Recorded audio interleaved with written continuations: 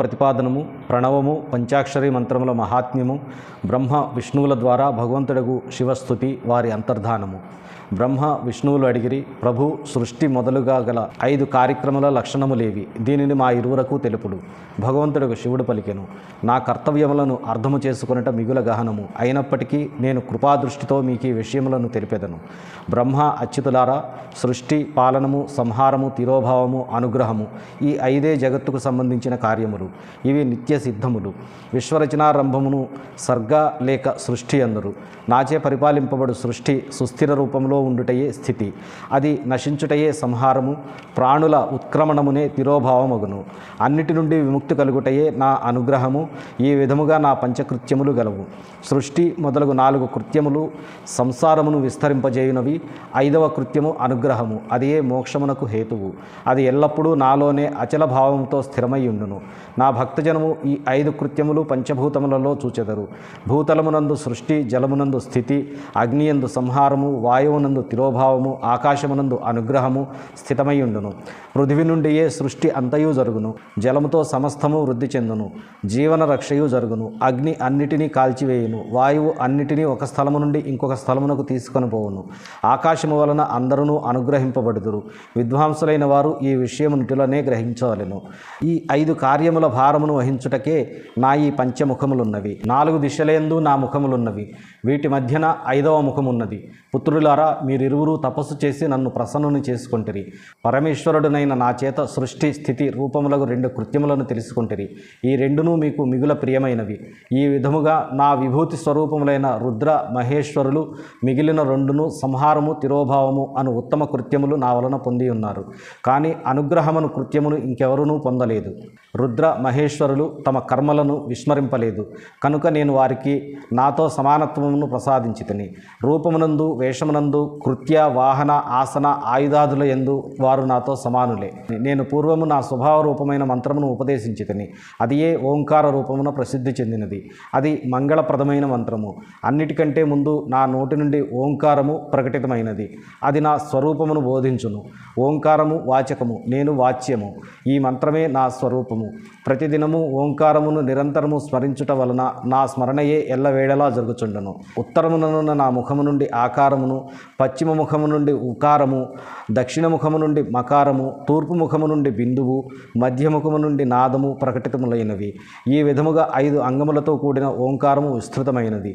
ఈ అవయవములన్నిటితో ఏకీకృతమై ఆ ప్రణవము ఓం అను ఒకే అక్షరముగా రూపొందినది. నామరూపాత్మకమైన ఈ సకల జగత్తు, వేదములు, స్త్రీ పురుష భేదములతో కూడిన 2 వర్గములు ఈ ప్రణవ మంత్రము చేతనే వ్యాప్తమై ఉన్నది. ఈ మంత్రము శివుడు, శక్తి రెండింటి యొక్క బోధకము. దీని చేతనే పంచాక్షరి మంత్రము ఉద్భవించినది. అదియే నా సకల రూపబోధకము. అది అకార మకారాది క్రమముతో ప్రకాశమునకు వచ్చినది. ఓం నమః శివాయ. ఇది పంచాక్షరి మంత్రము. ఈ పంచాక్షరి మంత్రము వలననే మాతృవర్ణము ప్రకటితమైనది. అది 5 వేదములు కలిగి ఉన్నది. దీనితో శిరోమంత్ర సహితమైన త్రిపద గాయత్రి ప్రకటితమైనది. ఆ గాయత్రి నుండి సకల వేదములు ప్రకటితములైనవి. ఆ వేదముల నుండి కోట్ల కొలది మంత్రములు వెలువడినవి. ఆయా మంత్రముల చేత వివిధములకు కార్యములు సిద్ధించును. కానీ ఈ ప్రణవము పంచాక్షరము చేత సకల మనోరథములు సిద్ధించును. ఈ మంత్ర సముదాయము చేత భోగానుభవములు, మోక్షము రెండును సమకూరును. నా సకల స్వరూపమునకు సంబంధించిన మంత్రరాజములన్నీ సాక్షాత్తు భోగప్రదాయకములు, శుభకారకములు అగును. నందికేశ్వరుడు ఇట్లు చెప్పుచున్నాడు. తదనంతరము జగదాంబయకు పార్వతీదేవితో కూడి ఆసీనుడై ఉన్న గురువర్యులు మహాదేవుడు ఉత్తరాభిముఖులై ఆసీనులై ఉన్న బ్రహ్మ విష్ణువులను తెరవేసిడి వస్త్రముతో కప్పివేసెను. వారి తలల మీద తన కరకమలములు ఉంచి వారికి మంత్రోపదేశం అనురించెను.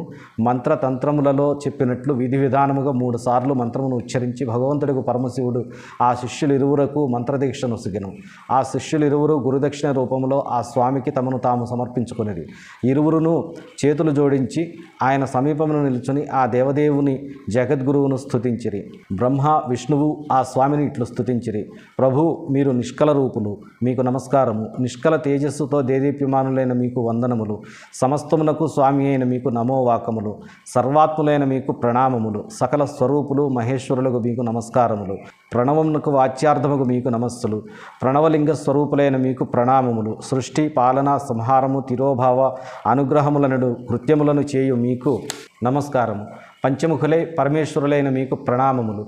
పంచబ్రహ్మస్వరూపులు పంచకార్య నిర్వాహకులు అయిన మీకు నమోవాకములు. అందరి ఆత్మలు మీరే, పరబ్రహ్మయు మీరే.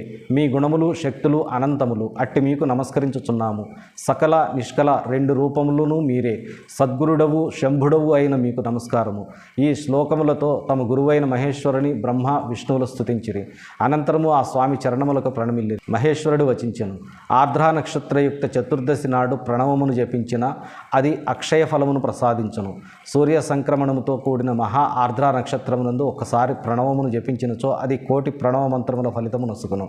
మృగశిరా నక్షత్ర అంతిమ భావమున పునర్వసు నక్షత్ర మొదటి పాదమున పూజలు హోమములు తర్పణాదులు చేసినచో అవి ఆర్ద్రా నక్షత్రమునందు చేసిన వాటితో సమానములగును అని తెలుసుకొనవలెను. ప్రభాత వేళ మధ్యాహ్నమునకు ముందు నన్ను నా లింగ దర్శనమును చేసుకొనవలెను. నా దర్శన పూజనాదులకు చతుర్దశి తిథిని నిషేధ వ్యాపినిగా ప్రదోష వ్యాపినిగా గ్రహించవలెను. ఎందుకనగా పరవర్తిని తిథితో కూడిన చతుర్దశియే ప్రశంసకు పాత్రమగును. పూజించు వారికి శివలింగము శివరూపము ఒకటియే. అయినప్పటికీ మూర్తి కంటే లింగమే శ్రేష్టమైనది కనుక ముముక్షువులు శివలింగమునే శ్రేష్టమైనదిగా తలంచి పూజింపవలెను. శివలింగమును ఓంకార మంత్రము చేత, వేరను పంచాక్షరి మంత్రము చేత పూజింపవలెను. వేర అనగా విగ్రహము. శివలింగమును స్వయముగా కానీ లేక ఇతరుల చేత కానీ స్థాపింపజేసి ఉత్తమ ద్రవ్యమయ ఉపచారములతో పూజింపవలెను. దీనివలన నా పద ప్రాప్తి సులభమగును. ఈ విధముగా శిష్యులు ఇరువురకు ఉపదేశించి భగవానుడికి పరమశివుడు అచ్చటనే అంతర్ధానమయ్యెను.